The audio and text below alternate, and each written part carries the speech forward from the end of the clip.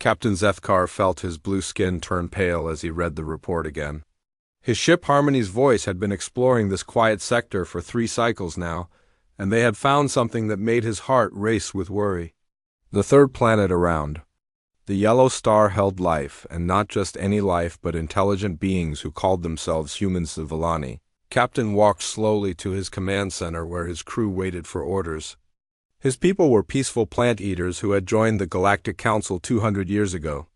They explored space to find new friends and trade partners. But this discovery felt different and dangerous. Lieutenant Yelena looked up from her scanner with wide purple eyes. The readings showed that these humans had just built their first real spaceships, and one was heading toward the red planet they called Mars. The ship was crude and small, but it moved with purpose through the dark between. Zethkar touched the communication panel with one long finger. The Council rules were clear about first contact with new species. They must approach with care and respect while learning about the newcomers. But something about the energy readings from the human ship made him feel uneasy. The human vessel appeared on their main screen, and Zethkar saw it was much different from Council ships, where their ships curved and flowed like living things. This human craft was all straight lines and sharp edges. It looked like it was built for fighting, not for peaceful. Travel Commander Lisa Martinez floated in the control room of New Horizons and checked her instruments one more time. The mission to Mars was going well until the proximity alarm started screaming. Something big was moving toward them from the asteroid belt, and it was not from Earth. Lisa called to her crew through the ship radio. Her voice stayed calm even though her heart was beating fast. Dr. Kevin Barnes floated over from his research station with a worried look on his face. The object on their screens was clearly artificial and clearly not human. The alien ship was beautiful in a way that made Lisa think of seashells and flower petals. It glowed with soft blue light and moved without any visible engines. When it stopped near their ship, Lisa could see it was at least 10 times bigger than New Horizons. A voice came through their radio speaking perfect English, which surprised everyone. Captain Zethkar introduced himself and his ship with formal words that sounded like a poem. He explained that he represented the Galactic Council and wanted to welcome humanity to the greater community of space. Lisa responded as calmly as she could while her crew stared at the alien ship in amazement. She gave her name and rank and explained that they were on a scientific mission to study Mars. Dr. Barnes moved closer to the radio, eager to ask 1,000 questions about alien biology and culture. Zethkar suggested they meet in person to follow proper first contact procedures. Lisa agreed and soon found herself in the main cargo bay putting on her best uniform. The aliens had somehow created an air bridge between the ships that let her walk across empty space as if it were solid ground. The inside of the alien ship looked like a garden with living walls that pulsed with gentle light. Captain Zethkar was tall and thin with blue skin and large eyes that seemed kind but worried.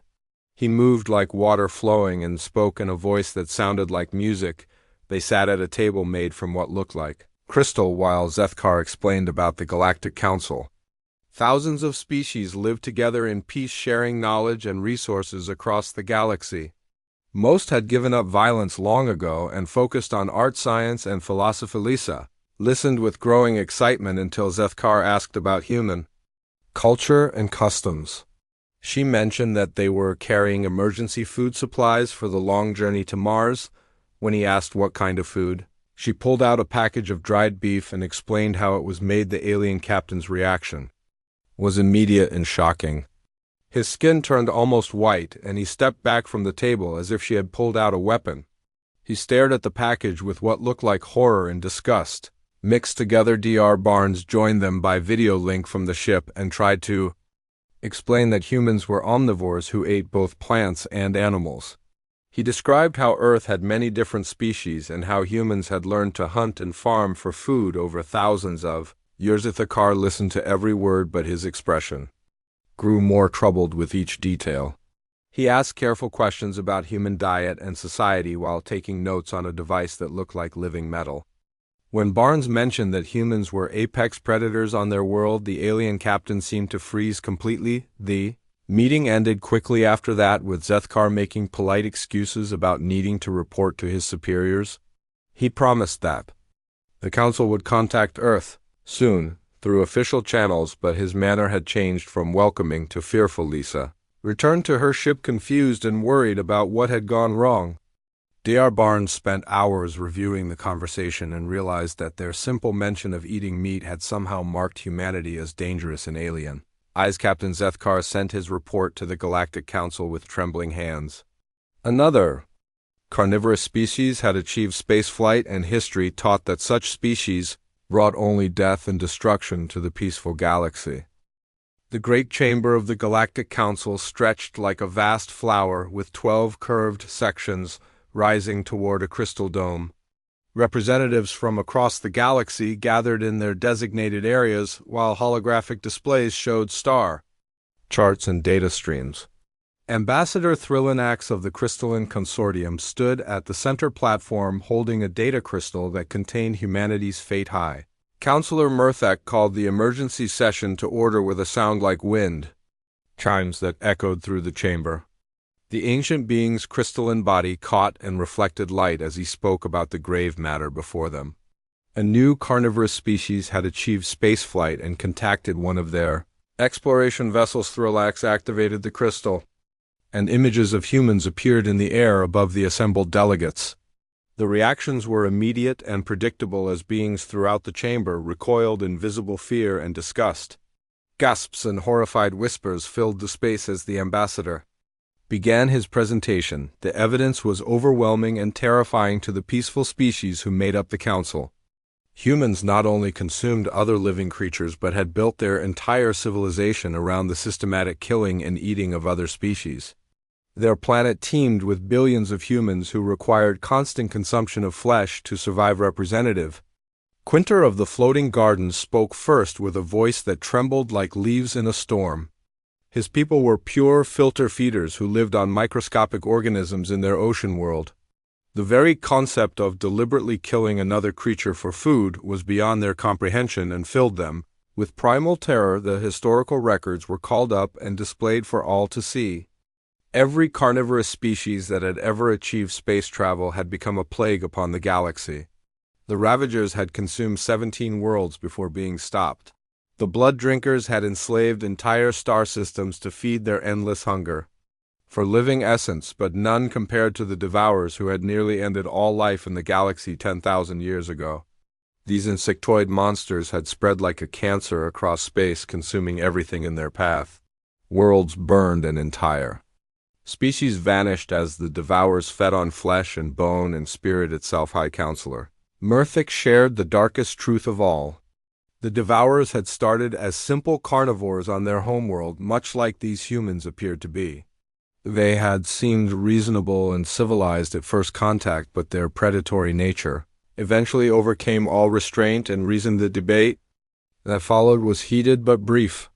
Council member after council member stood to voice their fear and demand immediate action. The gentle wanderers spoke of their terror that history would repeat itself. The Songweavers worried that their beautiful crystal cities would become hunting grounds for human predators. Only a few voices urged caution and patience. Elder Nixara of the Memory Keepers pointed out that humans had contacted them peacefully and showed no signs of immediate aggression. Perhaps this species could be different from those that came before. The counterarguments came quickly and forcefully. Ambassador Vreloth of the Peaceful Swimmers reminded everyone that the Devourers had also seemed harmless at first. They had traded and talked and even signed peace treaties before revealing their true nature. The vote was called, and the result was never in doubt. 12 species voted for immediate quarantine, while only 2 urged further study. The humans would be contained within their solar system until the Council could decide on a permanent solution to the carnivore problem. Captain Jake Collins received the formal message while orbiting Earth in the space station Freedom. The alien transmission was polite but firm in its demands.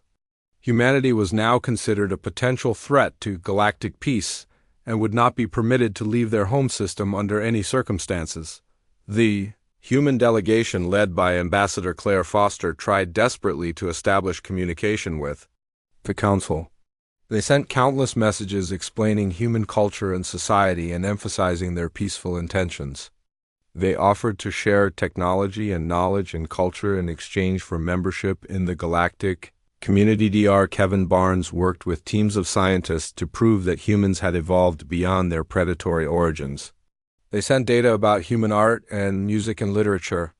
They showed examples of human compassion and cooperation and shared their dreams of exploring the stars in peace, but every message was met with silence or formal rejection. The Council had made its decision based on fear and historical precedent. They would monitor the human system carefully, and any attempt to break the quarantine would be met with overwhelming force. The quarantine field was established within weeks, using technology beyond human understanding. Invisible barriers surrounded the solar system, preventing any ship from entering or leaving. Human probes that approached the barrier simply stopped working, as if they had hit an invisible wall. Ambassador Foster watched from her office window as Earth's first interstellar exploration fleet was recalled to orbit. Ships that had been built with dreams of contacting alien civilizations now served as prison guards, keeping humanity trapped in their own system. The psychological impact on humanity was devastating, as people learned they were considered monsters by the very aliens they had hoped to befriend. Children who had dreamed of visiting other worlds now faced a future confined to a single star system. Scientists who had spent their lives preparing for contact with alien life found their work suddenly meaningless. Claire Foster continued sending diplomatic messages even though they were ignored. She organized protests and petitions and appeals to galactic law. Human philosophers and religious leaders recorded messages of peace and goodwill, hoping to change alien minds, but the galaxy had already judged humanity based on their evolutionary history and biological needs. To herbivorous species who had never known predation, humans represented an existential threat that could not be negotiated away or reasoned with. The quarantine held firm and absolute, while human civilization struggled to adapt to its new reality as prisoners in their own solar system. 3 months into the quarantine, Admiral Susan Brooks stood in the command center of Earth's largest space station, watching long-range sensors that had detected something impossible. Massive ships were approaching from the galactic rim, moving in formation like a dark tide rolling across the stars. The vessels were unlike anything in Council records, with organic curves and weapon ports that looked designed for one purpose only. The first transmission from the approaching fleet was not words, but a sound that made every human who heard it feel sick to their stomach. It was a hunting cry mixed with the screams of dying creatures and the wet sounds of feeding. When translation computers finally decoded the signal, the message was simple and terrifying. The Velcron swarm had returned. Dr. Kevin Barnes worked frantically with his team to analyze the limited data about these creatures from old Council archives. The record spoke of an ancient menace that had vanished from the galaxy millennia ago after consuming dozens of worlds. They were described as perfect killing machines that reproduced by eating other species and converting biomass into new Velcron warriors. The first attacks came without warning, as Velcron ships fell upon outer Council worlds like hungry wolves attacking a flock of sheep. The peaceful aliens had weapons designed for deterrence and defense, but nothing that could match the raw savagery of creatures born to hunt and kill. Admiral Brooks received desperate transmissions from across the galaxy as world after world fell to the swarm. The Crystalline Consortium's beautiful singing cities were overrun in hours, as acid-spewing monsters dissolved their defenders and devoured everything living. The gentle wanderers tried to hide in their deep ocean cities, but the Velcron followed them. Beneath the waves, High Counselor Murthek sent his final transmission from the capital world as Velcron ships darkened the skies above Axiom Prime. His voice was calm but filled with ancient sadness as he admitted that the Council's weapons were useless against an enemy that felt no fear and showed no mercy. The frontier world of Haven's Rest was home to 2 million Villani colonists who lived in peaceful farming communities scattered across rolling green hills. Engineer Roy Turner was visiting the planet to install new atmospheric processors when the Velcron ships appeared like black storms on the horizon. Roy watched from his shelter as the first wave of creatures landed in drop pods that cracked open. like eggs to release nightmares into the peaceful world. The Velcron were larger than humans with armored shells that gleamed like black metal and claws that could slice through steel. They moved with the fluid grace of born predators, scanning the landscape for prey. The Villani tried to flee, but their gentle nature had never prepared them for dealing with creatures that saw them only as food. The colonists ran in panic while Velcron hunters pursued them with patient determination. Roy saw families torn apart as the monsters selected the youngest and healthiest for immediate consumption. From his hiding place, Roy began to notice patterns in the alien behavior that reminded him of nature documentaries about pack hunters on Earth. The Velcron spread out to drive prey toward waiting ambush points. They communicated through clicking sounds and pheromone markers that coordinated their attacks with deadly efficiency. Susan Brooks broke the quarantine without authorization when she received the desperate council transmissions. Her small fleet of experimental ships crossed the barrier using modifications that overloaded their engines but got them through. She knew that Earth's leaders would court-martial her for this action, but she could not stand by while an entire galaxy burned. The human ships reached Crystal Gardens just as the last Villani defenders were being overwhelmed by waves of Velcron ground troops. Brooks ordered her captains to ignore conventional tactics and focus on disrupting the enemy's hunting patterns.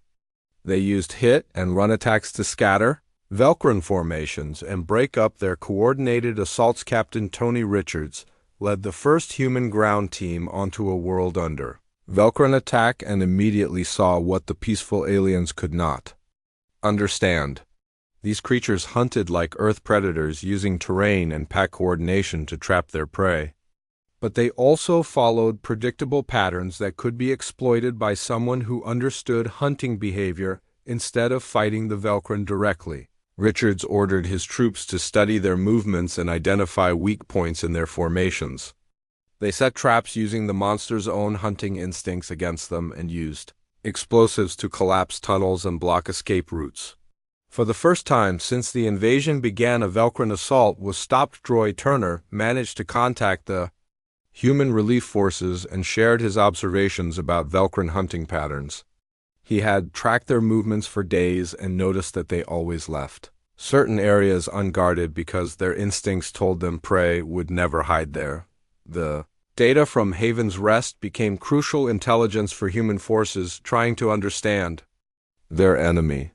Unlike the peaceful council species, humans recognized the signs of apex predators because they had evolved alongside similar creatures on Earth. They knew how pack hunters thought and moved and killed. Admiral Brooks established a temporary command post on the planet's moon and began planning counterattacks based on human understanding of predatory behavior.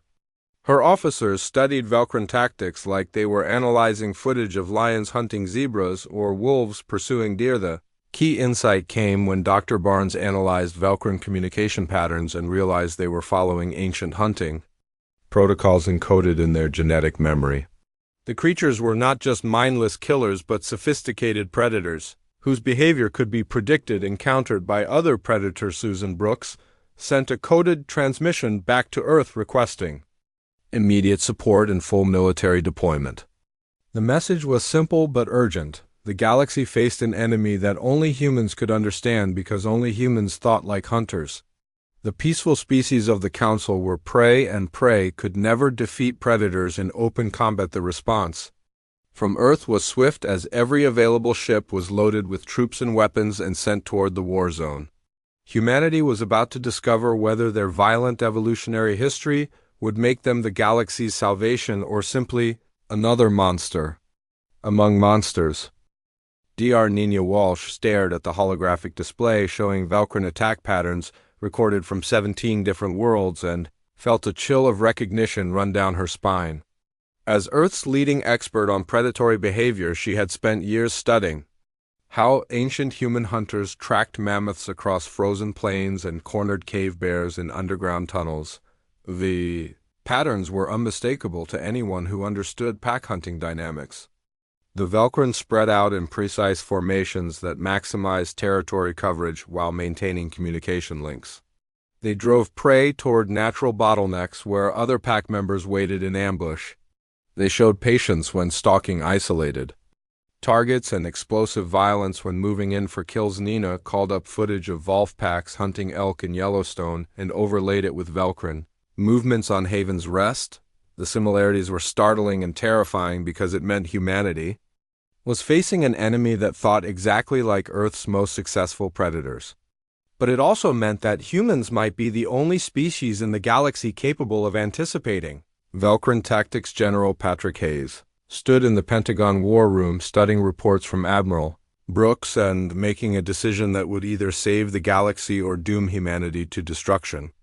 The quarantine meant that any military action beyond the solar system was technically an act of war against the Galactic Council. Patrick had fought in 3 wars on Earth and recognized the signs of a losing battle when he saw them.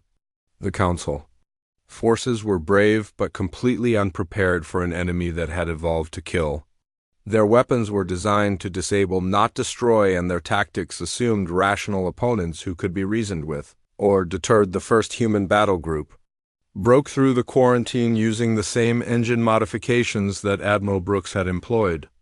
Patrick led the fleet personally aboard the destroyer, relentless, knowing that he was risking court-martial and possibly starting an interstellar war between humans and the very aliens they were trying to save. Captain Tony Richards had been fighting Velcrin ground forces for 2 weeks and had learned more about alien combat than any human in history.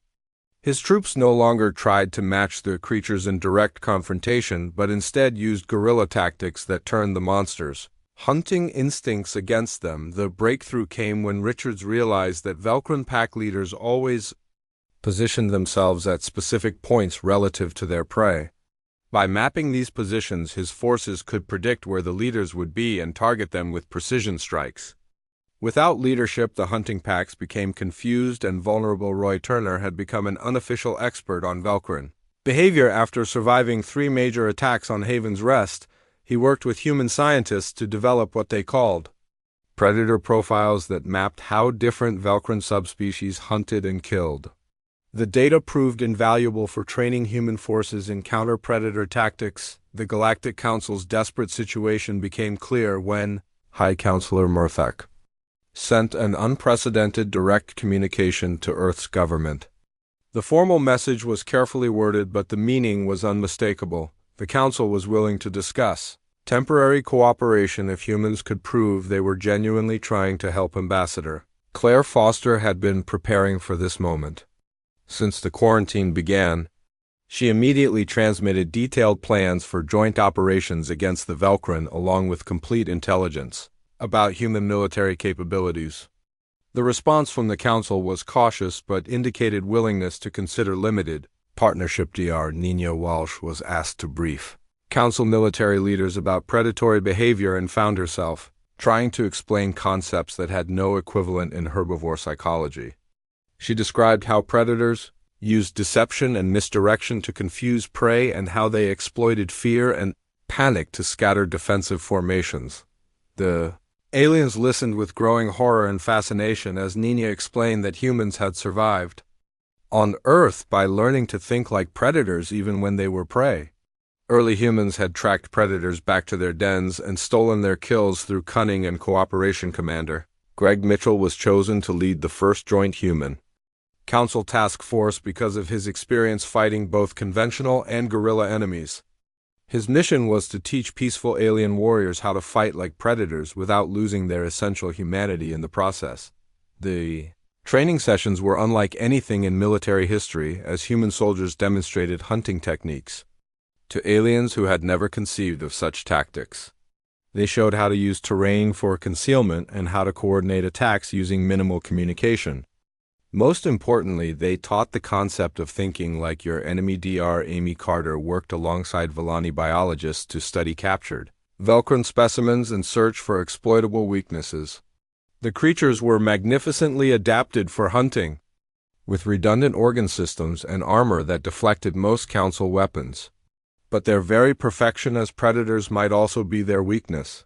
The key discovery came when Amy realized that Velcrin hunting behavior was controlled by pheromone signals that could be disrupted or mimicked. By creating false scent trails, human forces could confuse pack formations and separate individual hunters from their support groups. The first joint operation took place in the contested Nexus system, where Velcron forces had established a major breeding facility. Human ships provided tactical leadership, while Council vessels contributed superior firepower and defensive capabilities. The combination proved more effective than either force alone. General Hayes watched the battle reports with growing optimism as human Predator tactics combined with alien technology began to push back the Velcron advance. But he also knew that the real test would come when they faced the main swarm forces that were still approaching from the Galactic Rim. Nina Walsh studied long-range sensor data of the approaching swarm and felt her blood turn cold. The formation contained thousands of ships organized in patterns that suggested a level of coordination beyond anything seen in the advanced forces. This was not just a hunting pack, but an entire predatory ecosystem designed to consume galaxies. The Council's offer of full alliance came through official channels, as even the most conservative members realized that their choice was simple: accept human help or face extinction at the hands of creatures that made humans look peaceful. By comparison, Ambassador Foster accepted the alliance on behalf of humanity while privately wondering if they were about to save the galaxy or simply prove that Earth's apex predators were no better than any other carnivorous species that had achieved spaceflight. High Counselor Murthek made the most difficult decision in his species' long history when he formally requested human military assistance in defending the galaxy against the Velcron swarm.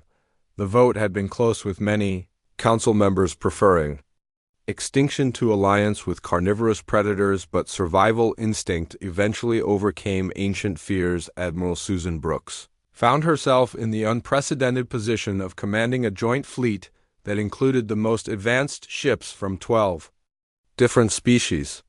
The Council vessels were technological marvels with energy shields and quantum weapons that human engineers could barely comprehend, but their crews had no understanding of warfare. Beyond Defensive Tactics Commander Greg Mitchell established the first joint training facility on the neutral world of Havens, Hope, where human soldiers worked alongside alien warriors to develop new fighting techniques.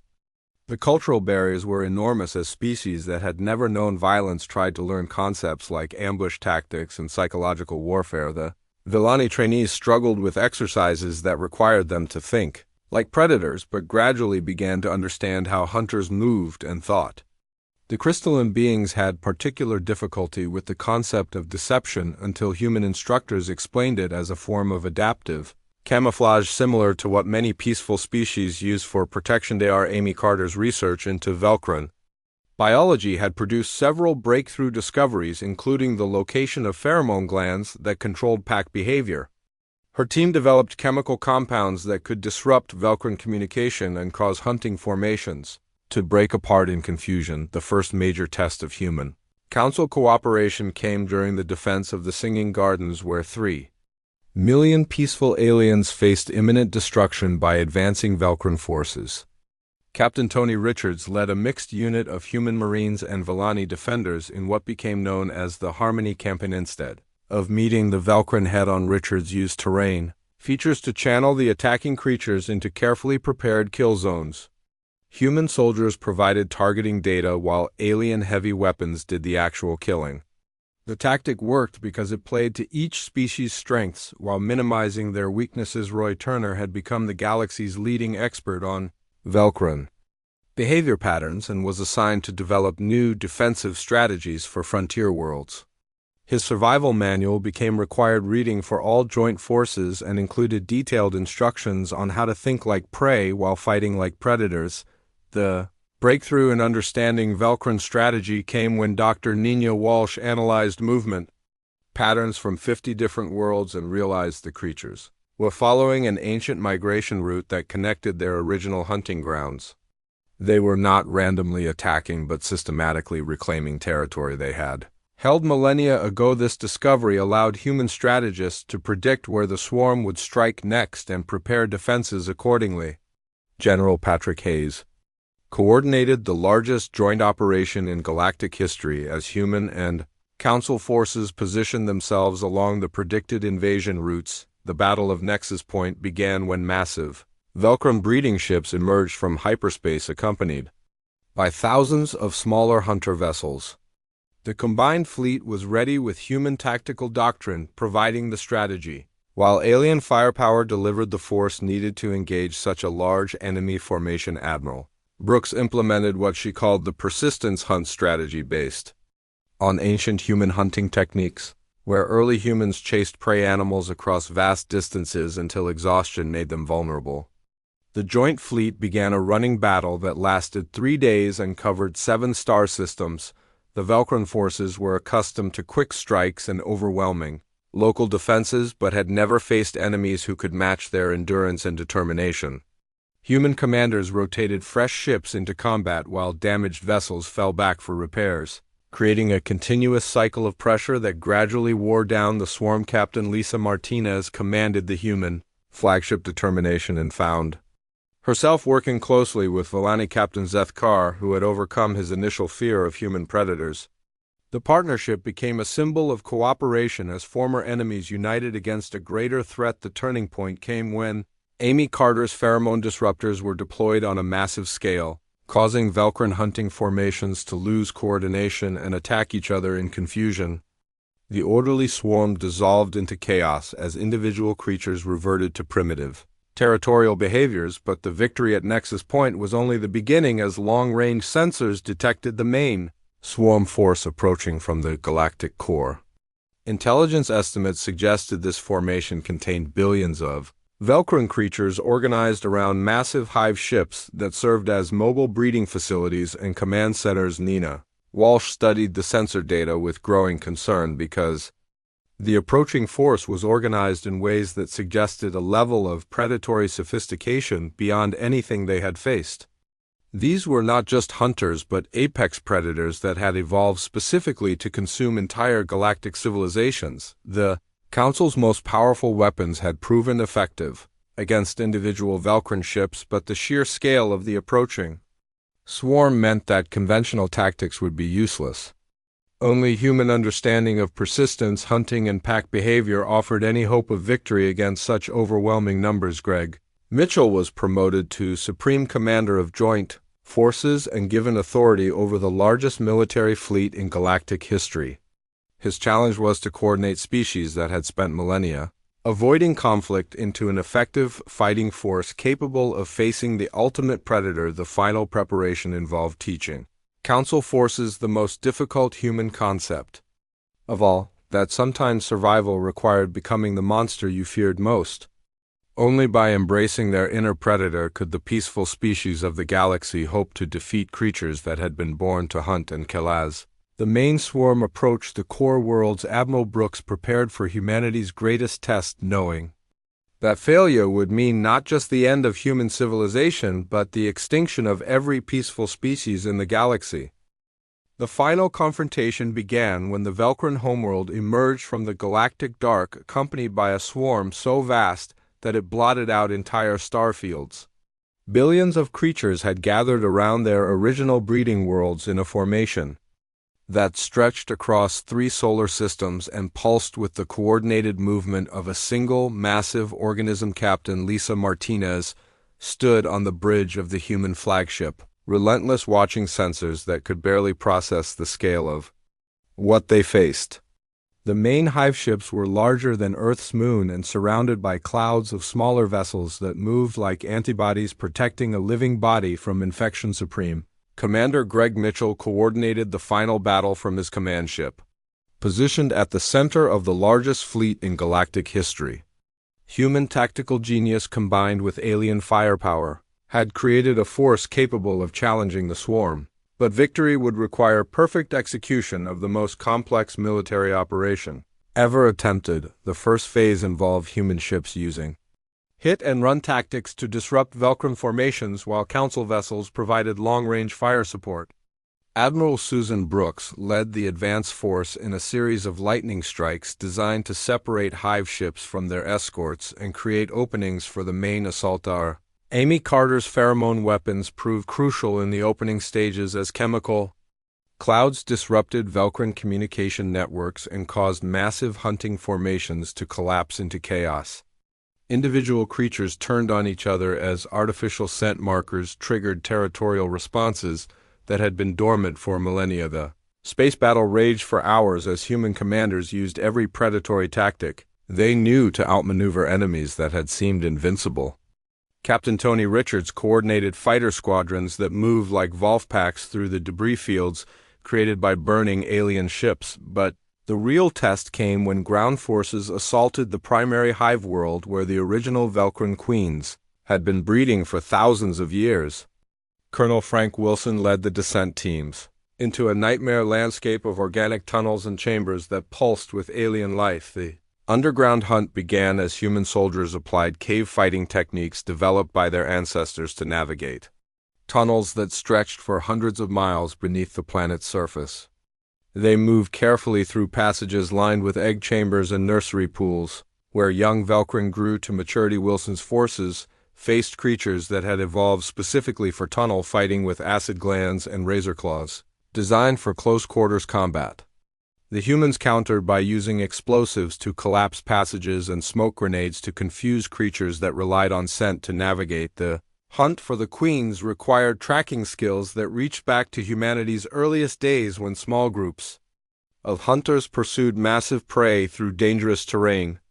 Each queen was surrounded by thousands of warrior drones that would fight to the death to protect their genetic mother. Roy Turner had joined the ground assault as a technical advisor and found himself crawling through alien passages that reminded him of the first Velcrin attack he had survived. His knowledge of creature behavior patterns proved essential in predicting where the queens would retreat when threatened. The first queen fell after a 12-hour running battle through a labyrinth of tunnels that tested every hunting skill human soldiers possessed. They used persistence tactics to exhaust the massive creature's defenses and then closed in for the kill like their ancestors had done with cornered mammoths. Each queen's death sent shockwaves through the swarm as genetic control networks collapsed and billions of creatures lost their coordination. The disciplined alien formations began to fragment as individual Velcron reverted to basic survival instincts. Dr. Nina Walsh monitored the battle from orbit and watched as the collapse of queen control systems triggered a cascade failure throughout the entire swarm hierarchy. The creatures that had seemed unstoppable were revealed to be dependent on a genetic command structure that could be disrupted by targeting the right individuals. The final queen retreated to the deepest chamber beneath the hive world, where she was protected by the largest warrior drones anyone had ever seen. Colonel Wilson's assault team had to fight through creatures the size of tanks to reach their target in a battle that lasted 18 hours. When the last queen finally fell, the effect was immediate and devastating as the remaining swarm forces simply stopped fighting and began to disperse.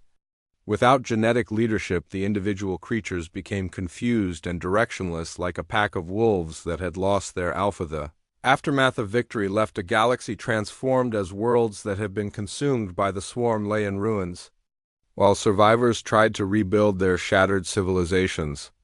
The cost had been enormous, with dozens of worlds depopulated and billions of lives lost to the hungry darkness. Ambassador Claire Foster addressed the reformed Galactic Council from the ruins of Axiom Prime, where construction crews were already rebuilding the damaged capital.